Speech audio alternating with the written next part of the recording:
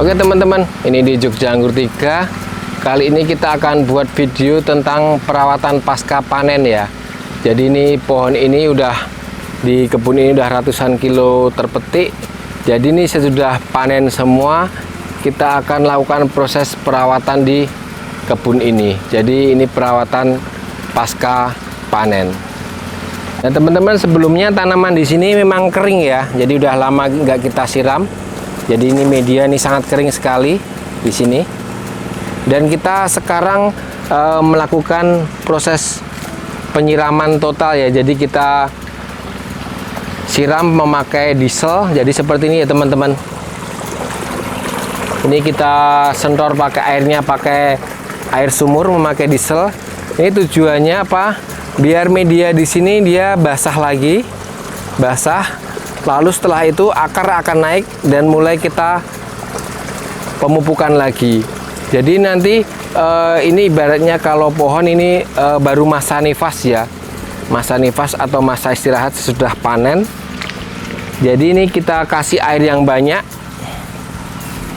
Ini semua pohon kita kasih air banyak. Nanti setelah itu mulai kita melakukan pemupukan. Nah, pemupukan yang pertama kita menggunakan pupuk organik ya. Ini ya teman-teman, proses pengairannya ya. Ini sangat kering sekali nih sebelumnya nih. Ini air mulai mengalir seperti ini. Jadi ini tujuannya biar basah semua ya. Biar karena terlalu kering, biar airnya mengisi dari pori-pori di tanah seperti ini ya. Kita lihat ya. Ini ya kering banget ya. Ini dari semua tanaman kita siram banyak. Nah terus nanti pupuk organiknya kita memakai pupuk kotoran hewan. Nanti akan kita tabur di sini. Dan nanti saya tambah pupuk fosfat, memakai pupuk fosfat yang slow release. Jadi kita tabur di sini. Biar nanti untuk pembuahan berikutnya dia akan masuk fosfatnya, pupuknya. Jadi tanaman akan mengkonsumsi fosfat. Jadi untuk pembuahan berikutnya biar bisa lebih bagus ya. Ini masih proses penyiraman seperti ini ya. Ini kering semua ya.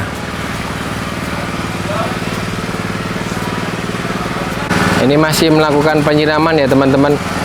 Nah teman-teman, ini sedikit cerita aja. Di sini kan pakai wet mat ya, seperti ini wet mat.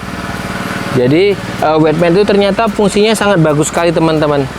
Jadi di samping dia menghalangi rumput tumbuh, dia mencegah kelembaban juga. Jadi menjaga kelembaban. Jadi seperti ini ya. Ini akar-akar anggur ya teman-teman. Ini di bawah wet mat, dia akar lateralnya atau akar serabut itu naik.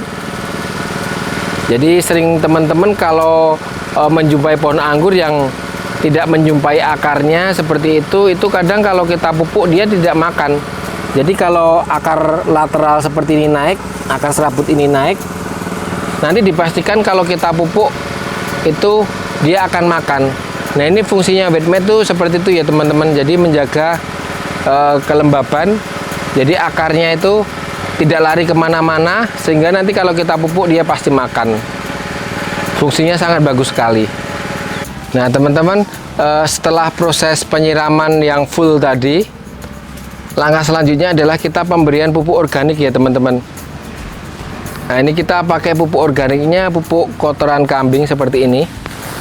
Jadi pupuk kotoran kambing. Terus kita tambah pupuk unsur fosfat ya. Kita pakai SP26 ini yang murah ya. Jadi SP26 ini per saknya ini sekitar 160.000 ya. Jadi per tanaman kita pakainya sekitar 400 sampai 500 gram. Jadi untuk sekali pupuk ini membutuhkan biaya 3.000 perak ya. Jadi untuk biayanya cukup murah ini. Untuk pupuk SP36-nya, SP26 maksudnya. Kalau lebih bagus kalau ada SP36 bisa SP36 bisa. Kandungan fosfatnya lebih tinggi ya. Nah ini pemberian pupuk organik ini bertujuan nanti biar media di sini sehat lagi ya setelah mengeluarkan buah yang banyak. Tentu saja nutrisinya habis. Jadi ditabur pupuk kandang seperti ini, nanti terus ditutup menggunakan wet mat lagi. kalau mau lebih bagus, kalau pupuk kandangnya belum fermentasi, nanti kita bisa siram pakai E4 dan gula itu lebih bagus. Ini karena pupuk kandangnya udah fermentasi, jadi udah lembut. Jadi tinggal kita pakai ini aja. Ini ya pemberian pupuknya ya. Ini pupuk SP26-nya yang ditabur, lalu toppingnya ditambah ini pupuk kandang ini. Nah, ini teman-teman kita tabur semuanya ya teman-teman, merata. Jadi semua pohon kita tabur seperti ini.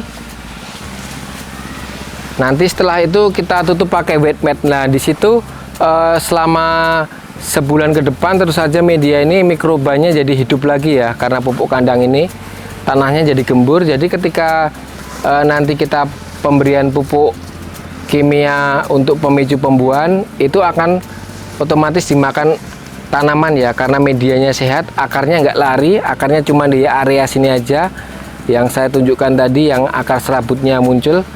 Jadi pemberian pupuk organik itu penting sekali untuk tanaman ketika kita ingin pohon kita berumur panjang ya, karena organik itu sifatnya menyehatkan tanah.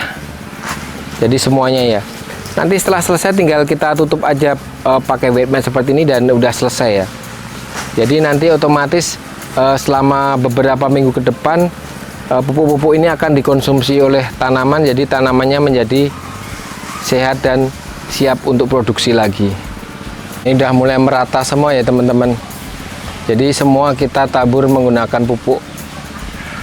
Nah teman-teman yang belum tahu pupuk SP26 seperti ini pupuk ini sifatnya slow release ya teman-teman. Jadi bentuknya granul ya.